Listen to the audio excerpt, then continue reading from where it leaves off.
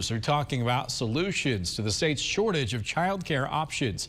This comes after a recent report showed 73 of the state's 114 counties are a childcare desert. Our Missouri Capitol Bureau Chief Joe McLean breaks down the state's plan to help.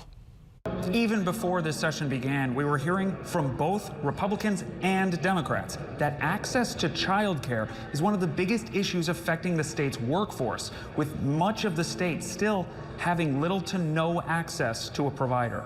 Childcare is something that's universal in the state of Missouri that almost everybody benefits from and needs, especially working families. Jack Gamble represents the state's network of YMCAs, the largest provider of childcare across Missouri. So whether it's money to the child, money to the parent, money to the organization that might offer childcare services, anything is good, like I said, because of the crisis that we're in the state of Missouri.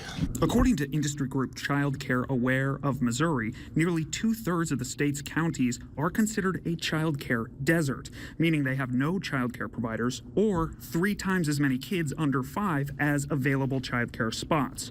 On Wednesday, the House committee unanimously approved a bill that would establish 3 different tax credits aimed at making it easier to afford and operate childcare providers in Missouri. One of them is the Child Care Contribution Tax Credit Act, which would credit 75% of any contributions to child care providers. Another would credit employers 30% of the costs of offering their employees child care options. And the third tax credit would be for child care providers themselves, crediting them up to 30% of both their employer withholding tax and their capital spending.